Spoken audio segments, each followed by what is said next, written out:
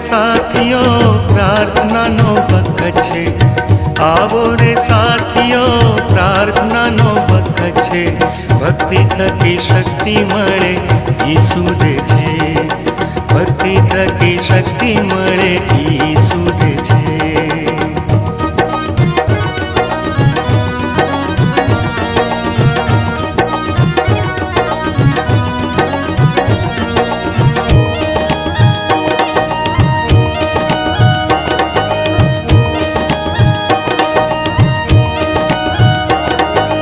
જીવનની નદીઓ ઈસુમાંથી વહે છે, જીવનની નદીઓ ઈસુમાંથી વહે છે, તેનું પાણી પીએ તેની તરસ મટે છે, તેનું પાણી પીએ તેની તરસ મટે છે.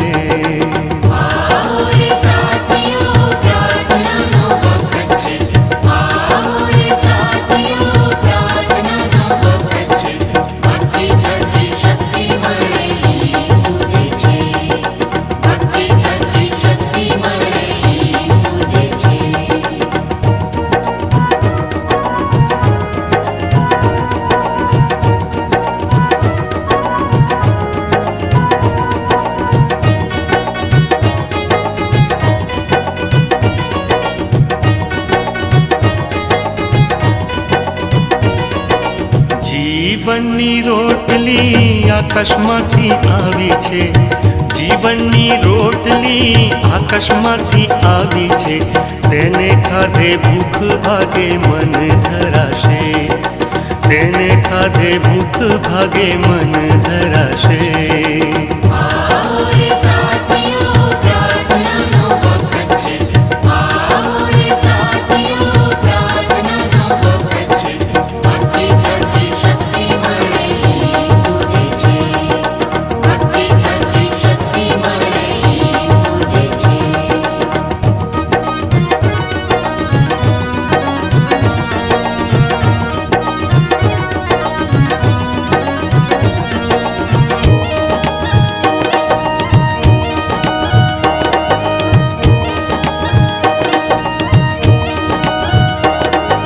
હે પ્રભુ ઈસુ તારા જેવા કરજે, હે પ્રભુ ઈસુ તારા જેવા કરજે, પાપ થકી છોડાવીને નવો જન્મ દે, પાપ થકી છોડાવીને નવો જન્મ દે.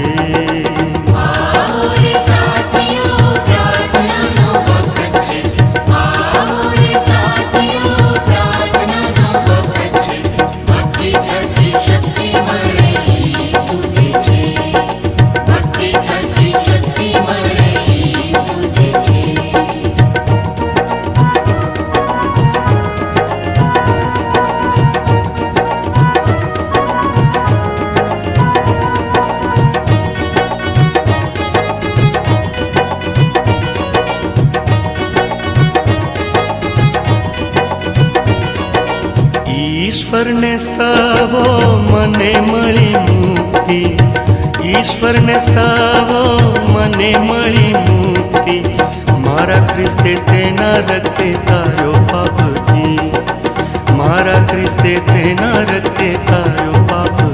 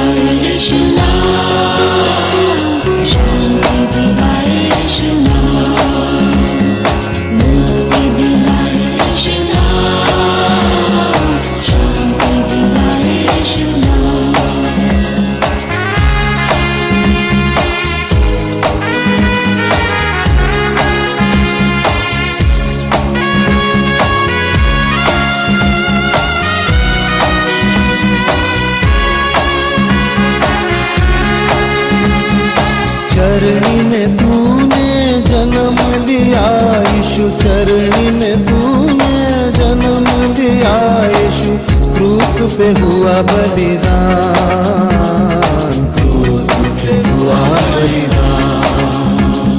मुक्ति दिलाए यीशु नाम, शांति दिलाए यीशु नाम, मुक्ति दिलाए यीशु नाम, शांति दिलाए यीशु नाम।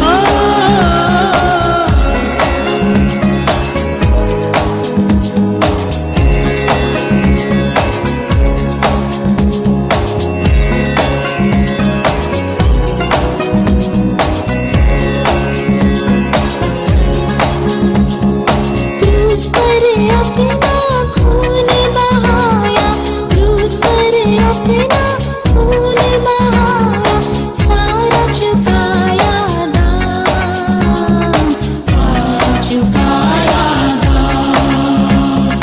मुक्ति दिलाए यीशु नाम, शांति दिलाए यीशु नाम, मुक्ति दिलाए यीशु नाम, शांति दिलाए यीशु नाम।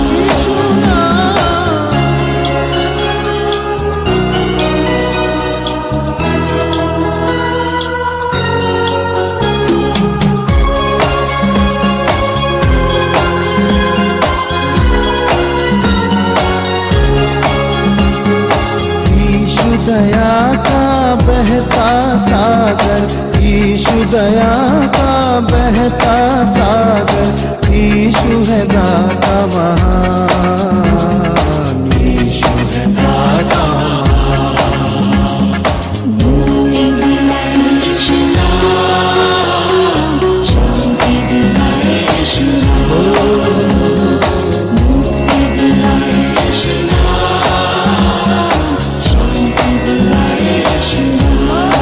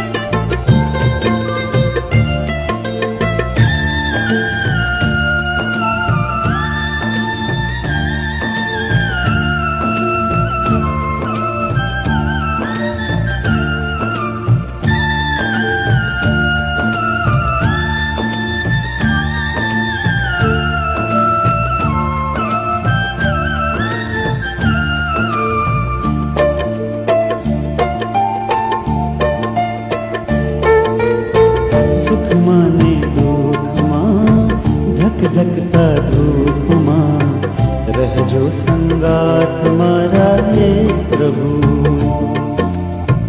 સુખમાં ને દુઃખમાં ધગધગતા ધૂપમાં રહેજો સંગાથ મારા હે પ્રભુ. સાંજને બપોરમાં અંધારી રાતમાં રહેજો સંગાથ મારા હે પ્રભુ.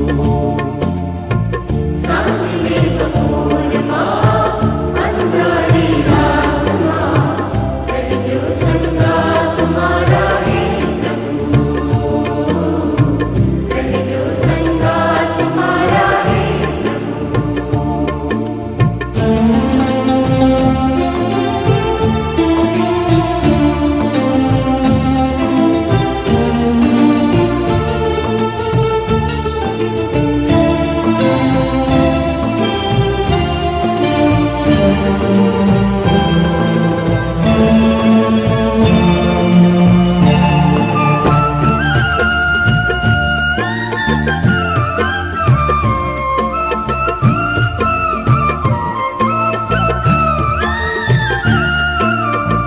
જીવનની હોડમાં કાળની આ દોડમાં શોધું છું એક સતવારો રે. શોધું છું એક સતવારો રે. જીવનની હોડમાં કાળની આ દોડમાં શોધું છું એક સતવારો રે. શોધું છું એક સતવારો રે. શોધું છું એક સતવારો રે. જીવનની ભીડમાં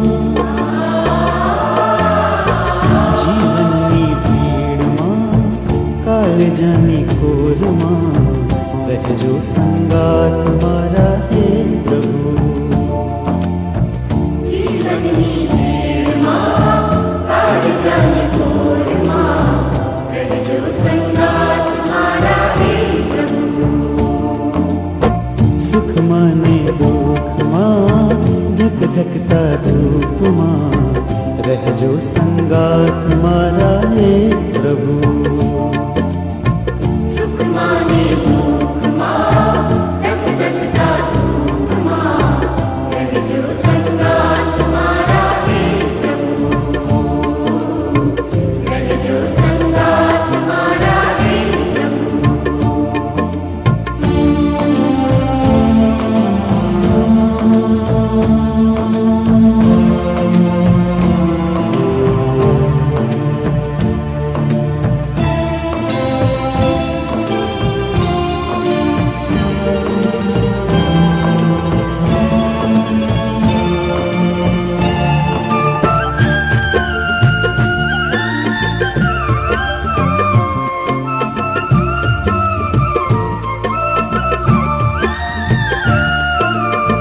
ક્યારેક ઉભો રહું તપ તપતી રેતમાં, ક્યારેક સાગરની ભરતી ઓટમાં.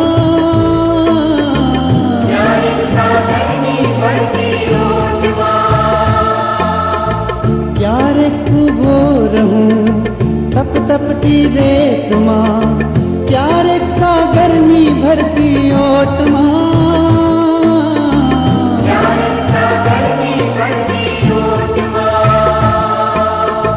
ક્યારેક સાગરની ભરતી ઓટમાં. ઊની ઊની રેતમાં, ઊની ઊની રેતમાં જહતા નીરમાં રહેજો સંગાથ મારા હે પ્રભુ. ઊની ઊની રેતમાં ઝળહળતા નીરમાં રહેજો સંગાથ મારા હે પ્રભુ. ઓ સુખમાં ને દુઃખમાં ધકધકતા ધૂપમાં રહેજો સંગાથ મારા હે પ્રભુ.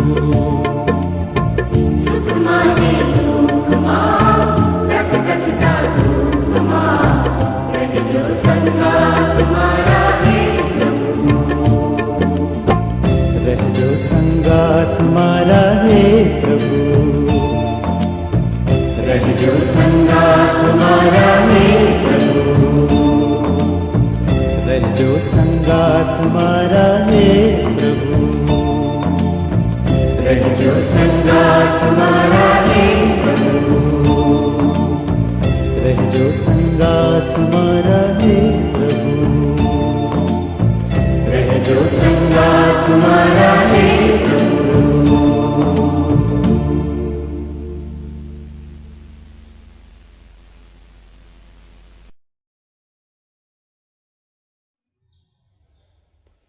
આ સમય માટે ઈશ્વર પિતાનો આભાર માનું છું અને ઈશ્વરના નામને ધન્યવાદ આપું છું. માન્ય બિશપ સાહેબ, સેક્રેટરી મનહર ગાંધી સાહેબ, દાહોદ મહીસાગર વિભાગના માન્ય એરિયાડીએમ દિલીપ કુમાર નીનામા સાહેબ, આપ સર્વનો હું આભાર માનું છું અને ઈશ્વરના નામને ધન્યવાદ આપું છું કે ફરી એક તક મને બાઇબલ સ્ટડી લેવા માટે આપવામાં આવ્યું છે, ત્યારે આપ સર્વનો આભાર માનું છું. વિશેષ ટેકનિકલ ટીમનો પણ આભાર માનું છું અને ઈશ્વરના નામને ધન્યવાદ આપું છું. આપની એ દરેક સેવાને ઈશ્વર આશીર્વાદ કરે, ફળદાયી બનાવે, એ જ પ્રાર્થના છે.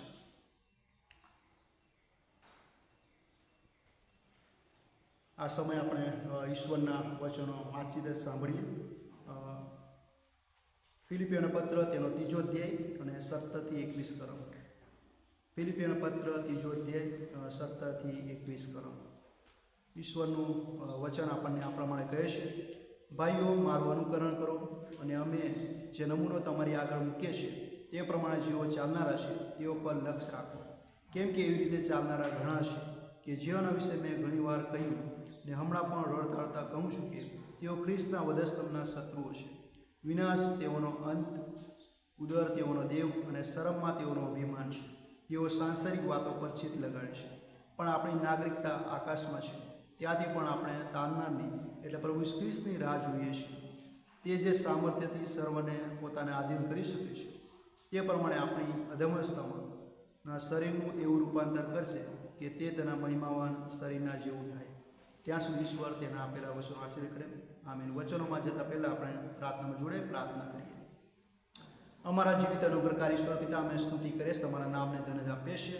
આજનો દિવસ અમારા જીવનમાં આપ્યો અને સવારથી અત્યાર સુધી તમે અમારી સાથે રહ્યા. સાંજની મીઠી પળો તો અમે અમારા જીવનમાં આપી છે અને પિતા, અમે મંડળીના સર્વ ભાઈ બહેનો આ સમય તમારી સંગતમાં ઉપસ્થિત છે, ત્યારે પિતા અમે તમારી પાસે આવીએ છીએ અને આ સમયે તમારા વચનો શીખવાના માટે, સમજવાના માટે તમે અમને સહાયને મદદ કરો. તમારી કૃપા પૂરી પાડો. અમારા એ ભટકતા વિશે તમે કેન્દ્રિત કરો અને આ વચનો દ્વારા અમે તમારી નજીક આવીએ, તમારી એ કૃપા અને દયાનો અનુભવ કરીએ, એવું તમે અમારા જીવનમાં થવા દેજો. પિતા, અમે આ સમય સરળ તમારા હાથોમાં સોંપાતા ઈસુ ખ્રિસ્ત તમારા નામથી માગીએ છીએ. આમીન. આપ સર્વને પ્રભુ ખ્રિસ્તના નામમાં પ્રેમી સલામ પાઠવું છું. સાથે આપ સર્વનો આ બાઇબલ ઓનલાઈન બાઇબલ સ્ટડીમાં પણ આવકાર કરું છું અને સલામ પાઠવું છું. આજનો શાસ્ત્ર ભાગ ફિલિપિયોનો પત્ર 3 અધ્યાય અને 17 થી 21 કલમ વાંચવામાં આવી. ઘણી બધી વાર આપણે આ વચનો વિશે વાંચ્યું છે, સાંભળ્યું છે અને ફરી એકવાર આપણે આ વચનો વિશે જોવા માગીએ છીએ.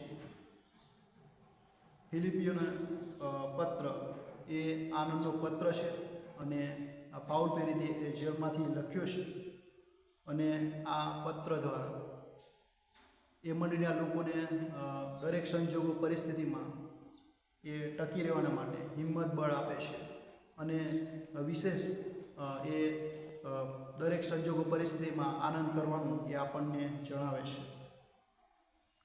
આ દિવસો એ લેન્ડના દિવસો છે. આના દિવસોમાં આપણે જુદા જુદા પ્રભુના સેવકો દ્વારા આપણે વધસ્તંભ અને તેની વાતો પણ શીખીશું. આજે જે મારો જે વિષય છે, ખ્રિસ્તના વધસ્તંભના શત્રુ.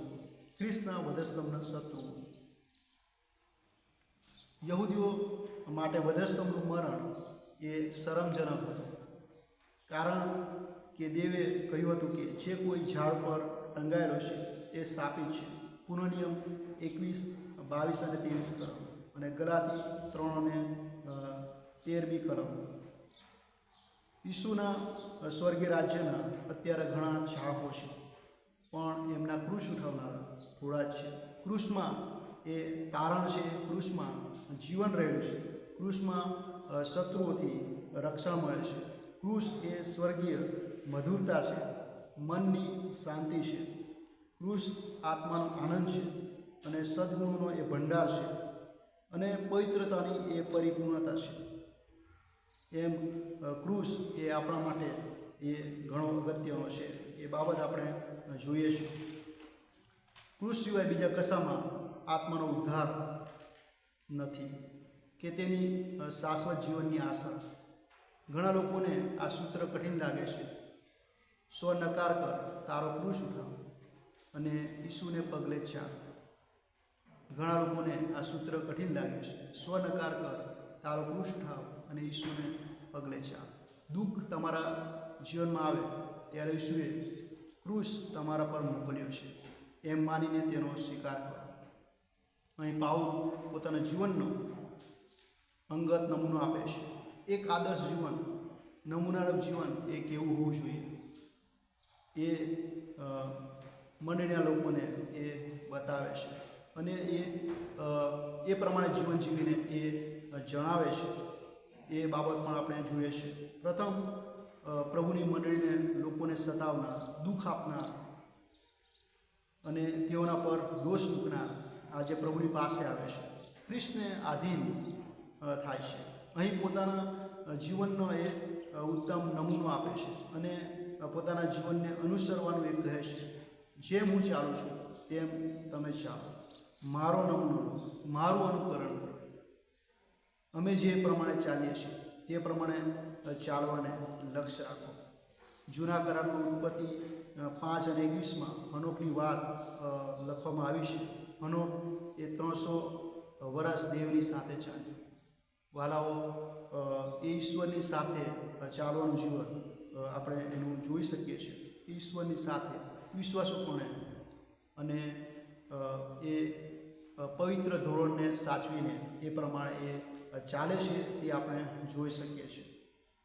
અને એના જીવન દ્વારા, એના સાક્ષી દ્વારા આપણે પણ શીખીએ છીએ કે આપણે પણ એ ઈશ્વરના એ ધારાધોરણ પ્રમાણે ચાલીએ છીએ ત્યારે આપણા જીવનમાં પણ એ અજાયબ જેવા આશીર્વાદો ઈશ્વર એ મને અને તમને આપે છે. નું પણ દેવની સાથે ચાલ્યું એ આપણે ઉત્પત્તિ 6:9 આપણે જોઈ શકીએ છીએ. પૃથ્વી પર સર્વ માણસોએ પોતાની ચાલ દુષ્ટ કરી હતી અને ફક્ત આ એક જ વ્યક્તિ ઈશ્વરને આધીન થઈ અને ચાલી નીકળ્યો. 120 વર્ષ સુધી એણે પ્રચાર કર્યો અને ઈશ્વરના એ વચન પર વિશ્વાસ કર્યો, અડગ રહ્યો અને આખા કુટુંબનું તારણ કર્યું અને વિશ્વાસથી એણે કુટુંબને બચાવી લીધું. એ બાબત પણ આપણે જોઈ શકીએ છીએ. એમ અહીંયા આપણે એ ઉદાહરણો દ્વારા આપણે શીખીએ છીએ કે આપણે કઈ રીતના ઈશ્વરની દૃષ્ટિમાં આપણે ચાલીએ અને જ્યારે આપણે ઈશ્વરની દૃષ્ટિમાં ઈશ્વરની ઈચ્છા પ્રમાણે, ઈશ્વરના ધારાધોરણ પ્રમાણે આપણે ચાલીશું ત્યારે ચોક્કસ એ ઈશ્વર એ આપણને આશીર્વાદ કરશે, એ મને અને તમને આશીર્વાદ કરશે. માટે એ ધોરણ પ્રમાણે આપણે આગળ વધીએ. અહીં પાઉલ કેમ રડે છે? એક બાબત એ આપણને પણ આશ્ચર્ય મૂકે છે કે પાઉલ અહીં કેમ રડે છે. મંડળીને તેણે પહોંચાડેલા એ નુકસાનને કારણે હોઈ શકે, બરબાદ એ કરેલા જીવનને માટે હોઈ શકે, ખ્રિસ્તના નામને લગાડેલા કરંગને લીધે હોઈ શકે અને વધસ્તંભના સાચા અર્થને જે લોકો ઢાંકી દે છે તેને લીધે પણ કદાચ હોઈ શકે. આમ એવી બાબતો હોઈ શકે જે ઈશ્વરને અને ઈશ્વરના ધારાધોરણને નુકસાન કરનાર છે, ઈશ્વરના નિયમને તોડનાર છે. એ બાબત એ દુઃખ પહોંચાડે છે. અહીંયા ખ્રિસ્તના વધસ્તંભના શત્રુઓની નિંદા કરતાં કરતાં તે સાચો પ્રેમ પણ રડી પડે છે. યરુશાલેમ વિશે બોલતા બોલતા પ્રભુ ઈસુ રડી પડ્યા હતા તેમ અહીં પાઉલ પોતાની લાગણી વ્યક્ત કરે છે. વિનાશ તેઓનો ઉદર તેઓનો દેવ અને શરમમાં તેઓનો અભિમાન છે. તેઓ નષ્ટ પામશે, અનંતકાળિક યાતના ભોગવશે.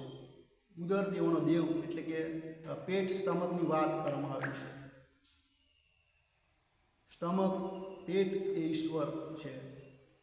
એમ માને છે ઘણા લોકો. દૈહિક શરીરની જે બાબતો જરૂરી છે તેના માટે મહેનત કરે છે, તેની બહુ કાળજી રાખે છે, પણ જે આત્મિક જીવનને ઉપયોગી છે, આધ્યાત્મિક જીવનની જે જરૂરિયાત છે એ તરફ ઓછું લક્ષ્ય રાખે છે. એ બાબત આપણે જોઈએ છીએ આપણા જીવનમાં, અને એ બાબત એ આપણને ઈશ્વરથી દૂર લઈ જાય છે અને એ વધસ્તંભને ઠોકરરૂપ બને છે. એ.બી. મેયર પોતાના થોડા જ શબ્દોમાં કહે છે કે રસોડું એ જ તમારું, એ જ તેમનું મંદિર છે. અહીંયા બાઇબલમાં પણ આપણે ઘણા લોકોને પ્રભુ ઈસુની પાછળ જતા જોઈએ છીએ. એ પ્રભુ ઈસુની પાસેથી કંઈક ખાવાનું મળશે એ જ આશા એ તેમની પાછળ જાય છે. પ્રભુ ઈસુ તેમને ઠપકો આપે છે, તે આપણે જોઈ શકીએ છીએ. તેમનું ચિત્ત એ સાંસારિક ખાવાનું, કપડાં, માન અને આરામ અને મોજ મજા, મનોરંજન, બસ એટલી જ વાતો તેમને માટે મહત્ત્વની હતી. અને એ આપણા એ જીવનમાં પણ એ જોઈ શકાય છે. ઘણી બધી વાર આપણે એ સાંસારિક બાબતોમાં એ આપણું ચિત્ત લગાવીએ છીએ અને આપણી ઈચ્છા પ્રમાણે આપણે આગળ વધીએ છીએ, ત્યારે એ શરીર અને આત્માને નુકસાન પહોંચાડે છે. શરીર અને આત્માનો એ નાશ તરફ લઈ જાય છે. એ બાબત પર આપણે ધ્યાન કેન્દ્રિત કરવાની જરૂર છે. ઉત્પત્તિ 6 અધ્યાયમાં લોકો એ પ્રમાણે જ જીવન જીવતા હતા. ઈશ્વર છે જ નહીં એમ તેઓ વર્તા હતા. સંસારમાં રચ્યા પચ્યા હતા. પાપની પરાકાષ્ઠા એ ચરમસીમાએ હતી અને માટે ઈશ્વરે સમગ્ર પ્રજાનો એ નાશ કરવા માટે નિર્ણય લીધો અને પરમેશ્વરે એ સર્વ માનવજાતનો નાશ કર્યો. ફક્ત નૂહ અને તેના પરિવારનો બચાવ થયો. કારણ આપણે જાણીએ છીએ નૂહ પોતાના જમાનામાં ન્યાયી અને સીધો માણસ હતો, દેવની સાથે ચાલનાર, માટે ઈશ્વરે તેના પર કૃપાદ્રષ્ટિ કરી. અને આજે પણ પ્રભુના માર્ગમાં જેઓ ચાલે છે તેઓ પર ઈશ્વર એ કૃપાદ્રષ્ટિ કરે છે. ઈશ્વર તેમને બચાવે છે. પ્રભુને આધીન જેઓ જીવન જીવે છે, ન્યાયપણાની રૂએ જેઓ વર્તે છે, તેમને પ્રભુ સંભાળે છે અને બચાવે છે, તેમનો ઉદ્ધાર કરે છે. ફિલિપી 3:20 એ સાચા વિશ્વાસીનું જે જીવન છે, સ્વર્ગીય જીવનની વાત કરવામાં આવે છે. સ્વર્ગીય ઘરના તેઓ નાગરિક બને છે. આપણી નાગરિકતા તો આકાશમાં છે. જે પ્રભુ ખ્રિસ્ત પર વિશ્વાસ કરે છે, વધસ્તંભની વાતો પર વિશ્વાસ કરે છે, વધસ્તંભ પર જડાયેલા ઈસુ તરફ દ્રષ્ટિ રાખે છે, લક્ષ્ય રાખે છે, તારનાની વાટ જુએ છે, તેઓએ સ્વર્ગીય ઘરના વારસ બને છે. માર્થી 27:32માં સિમોન એક આફ્રિકન હતો. વર્તમાન સમયમાં લીંબિયા દેશ કહેવાય છે. તેનો એ રહેવાસી ઈસુનો વધસ્તંભ ઉચકવાની ફરજ પાડવામાં આવી. તે અજાણ્યો પરદેશી હતો અને જે કોઈ જાહેરમાં થઈ રહ્યું હતું તેનું આત્મિક મહત્ત્વ તે સમજતો નહોતો. પરંતુ આપણી બાબત એ સંપૂર્ણ જુદી છે. આપણે વધસ્તંભ ઉચકવાની ફરજ પાડવામાં આવી નથી. આપણે વધસ્તંભના એ અર્થને આપણે સમજીએ છીએ. વધસ્તંભ શું છે એ આપણે જાણીએ છીએ. માટે એ પ્રમાણે આપણે ચાલીએ, જે પ્રમાણે પ્રભુ આપણને કહે છે. રેવરન્ડ L.E. મેક્સવેલ કહે છે, આપણો વધસ્તંભ એ તો સ્વેચ્છાથી તેને ભેટવાનો માર્ગ છે કે જે હંમેશા તાજા નકાર, અપમાન અને મૃત્યુ અને હકીકતમાં આપણા જીવનની કિંમત ચૂકવવા તરફ દોરે છે. માણસના અભિમાન અને દુનિયાવી માનભાર પર વધસ્તંભ એ ઘાતકી પ્રહાર છે. આ કહેવાતા અપરાધી સાથે પોતાને ઓળખવામાં કે સમાન ગણવામાં વ્યક્તિને શરમ અને નામોશી લાગે છે. જે વધસ્તંભ પાઉલ અભિમાન કરતો હતો એ તો બિલકુલ જુદા પ્રકારનો હતો. શરમ, દુઃખ, યાતના અને પીડાદાયક નિંદનીય વધસ્તંભ દ્વારા તારો ઉપદેશ તેણે કર્યો. પ્રેરિતોના કૃત્ય 5:30માં પિતર કહે છે, જે ઈસુને તમે વધસ્તંભ પર ટાંગીને મારી નાખ્યો, તેને આપણા પૂર્વજોના દેવે ઉઠાડ્યો છે. કઠોર ભાષાનો ઉપયોગ, ધૃણાજનક બાબત આપણે જોઈ શકીએ છીએ, પણ સાચો અને વાસ્તવિક વધસ્તંભ આ જ છે. વાલો, સાચો અને વાસ્તવિક વધસ્તંભ આ જ છે. વધસ્તંભ એ યહૂદીઓને હંમેશા ઠોકરરૂપ અને ગ્રીક લોકોને મૂર્ખતા લાગે છે. 2 કોરિન્થી 1:22 અને 24 કલમમાં આપણે જોઈએ છીએ. પરંતુ દેવના બાળકો માટે તો દેવનું સામર્થ્ય અને દેવનું જ્ઞાન છે. હિબ્રુઓના પત્રનો લેખક હિબ્રુ 13 અને 13 શરમના વિચારોને રજૂ કરતા લખે છે, માટે આપણે પણ તેને અપમાન સહન કરીને છાવણી બહાર તેની પાસે જઈએ. ઈશ્વરનું પ્રત્યેક બાળક માટે આ નમ્રતાભર્યું આમંત્રણ છે. ગ્રીકો વિદેશીઓ વધસ્તંભના સાપ સંબંધી વિચાર કરતા નહોતા, પરંતુ કેવળ તેની શરમ વિશે વિચારતા હતા. કાયસરના નિયમ અનુસાર ખરાબમાં ખરાબ ગુનેગાર માટે જ આ શિક્ષા હતી. વસ્ત્ર વિહોણી સ્થિતિમાં વધસ્તંભ પર લટકાવવામાં લાગતી શરમ અને અપમાનનો વિચાર કરો. હિબ્રુ 12 અને 2 ઈસુએ શરમને તુચ્છ ગણીને મરણસ્તંભનું દુઃખ સહન કર્યું. આપણો ઉદ્ધાર કરવા માટે તેમણે આ મૂલ્યને અધિક ગણ્યું નહીં. વહાલાઓ, આપણે વધસ્તંભના ખરા અર્થને સમજીએ, એ જરૂરનું છે. હકીકતમાં વધસ્તંભ શું છે? પ્રથમ બાબત, જેઓ વિશ્વાસ કરે છે તેઓને તે તારણ પ્રમાણ દેવનું પરાક્રમ છે. 1 કોરિન્થી 23 અને 24. બીજી બાબત, આપણે જેઓ વિશ્વાસ કરનારાઓ છે તેઓ માટે ઈશ્વરની મહાન શક્તિનું સામર્થ્ય છે. એફએસી 1 અને 19. અને ત્રીજી બાબત, આ દેવનું જ્ઞાન છે. 1 કોરિન્થી 1 23 અને 24. વાલો, પ્રભુ ઈસુ ખ્રિસ્તની સાથે બીજા પણ વધસ્તંભ કાલવારીની ટેકરી પર હતા, પણ આપણે પ્રભુ ઈસુ ખ્રિસ્તના વધસ્તંભનો ઓળખીએ છીએ. જે વધસ્તંભ આપણા પ્રેમનો સંદેશ આપે છે. માફી, શાંતિ, તારણ, જીવન અને અનંત જીવન એ આપણને આપે છે. આજે આપણે એ વધસ્તંભના શત્રુઓને ઓળખવાના છે, જે મને અને તમને ખ્રિસ્તના પ્રેમથી જુદા પાડે છે. આજે એવા કયા શત્રુઓ છે જે આપણને ખ્રિસ્તની પાસે લઈ જતા આપણને રોકે છે? આપણે એનો વિચાર કરવાની જરૂર છે. જગત અને જગતની બાબતો, દૈહિક બાબતો જે પ્રભુ ઈસુના સાથેના સંબંધમાં રૂકાવટ લાવે છે. સાંસારિક બાબતો પર ચિત્ત ન લગાવતા ઈસુની વાતો પર ચિત્ત લગાવીએ, વધસ્તંભની વાતો પર ચિત્ત લગાવીએ. આપણા મનને કેન્દ્રિત કરીએ. હિબ્રુ 12 અને 2 કહે છે, આપણે આપણા વિશ્વાસના અગ્રેસર તથા તેને સંપૂર્ણ કરનાર ઈસુની તરફ લક્ષ્ય રાખીએ, કે જેણે પોતાને આગળ મૂકેલા આનંદને લીધે શરમને તુચ્છ ગણીને મરણસ્તંભનું દુઃખ સહન કર્યું અને જે દેવના રાજ્યની જમણી તરફ બેઠેલો છે. આ ઈસુ તરફ આપણે આપણું લક્ષ્ય કેન્દ્રિત કરીએ. પ્રભુ આપ સર્વને આ બાબતો સમજવાના માટે કૃપા કરે. આમે પ્રાર્થના કરીએ. અતિ ઉચ્ચ રાજ બિરાજમાન અમારા જીવંત અને મહાન પરમેશ્વર પિતા, અમે સ્તુતિ કરીએ છીએ, તમારા નામને ધન્યવાદ આપીએ છીએ. આજના અદ્ભુત વચનો માટે અમે પુષ્કળ આભાર માનીએ છીએ. વચન શીખવાના માટે, સમજવાના માટે તમે અમને સહાય મદદ કરી અને તમે અમારી સાથે રહેવા માટે પુષ્કળ આભાર માની સ્તુતિ કરીએ છીએ. વચન પ્રમાણે જીવન જીવવા માટે, વધસ્તંભનો સાચો અર્થ સમજવાના માટે તમે અમને સહાયની મદદ કરો.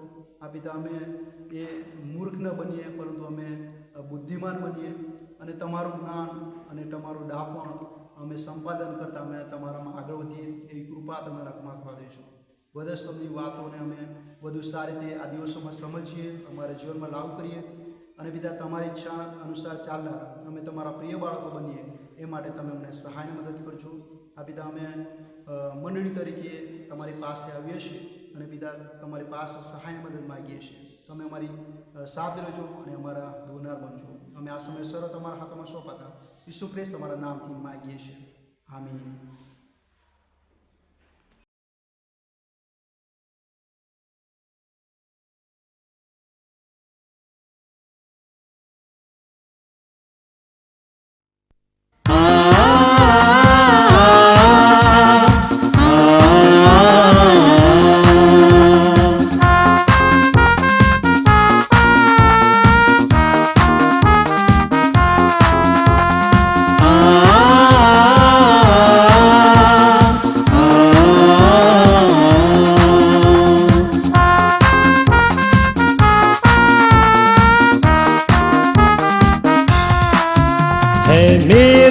वही ठिकाना मेरा यीशु है जहाँ, सियोन देश में रहता है वो, मुझको बुलाता वहाँ।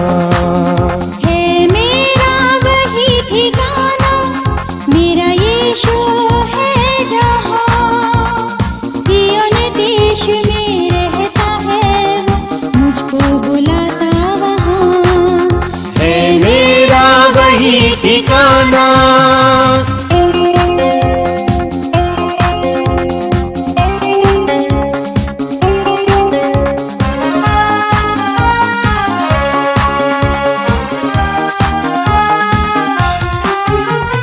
अंधियारा संसार है, यहाँ मिलता चैन कहाँ।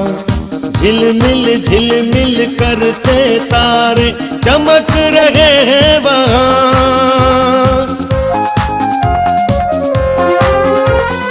अंधियारा संसार है, यहाँ मिलता चैन कहाँ। झिलमिल करते तारे चमक रहे हैं वहाँ। सब गाए प्रभु की स्तुति और गाए हालेलुया। सिय्योन देश में रहता है वो, मुझको बुलाता वहाँ। है मेरा वही ठिकाना, मेरा यीशु है जहाँ। सिय्योन देश में रहता है वो, मुझको बुलाता वहाँ। है मेरा वही ठिकाना।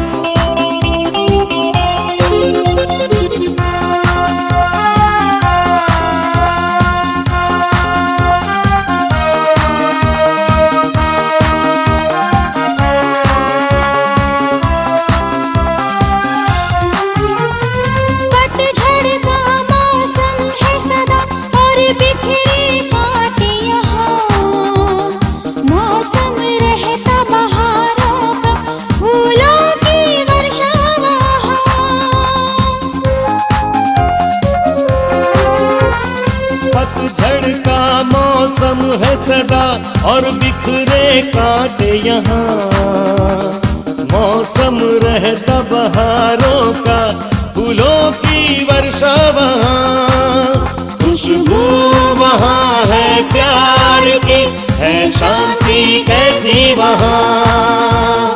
सिय्योन देश में रहता है वो, मुझको बुलाता वहाँ। है मेरा वही ठिकाना, मेरा यीशु है जहाँ। सिय्योन देश में रहता है वो, मुझको बुलाता वहाँ। है मेरा वही ठिकाना।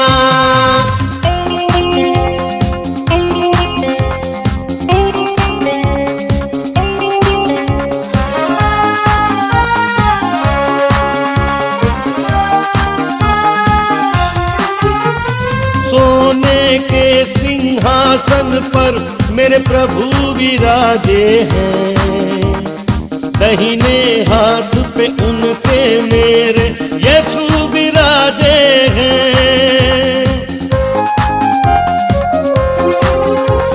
सोने के सिंहासन पर मेरे प्रभु विराजे हैं। दाहिने हाथ पे उनके मेरे यीशु विराजे हैं। स्वर्गदूतों और संतों की आवाजें हैं वहाँ। सिय्योन देश में रहता है वो, मुझको बुलाता वहाँ।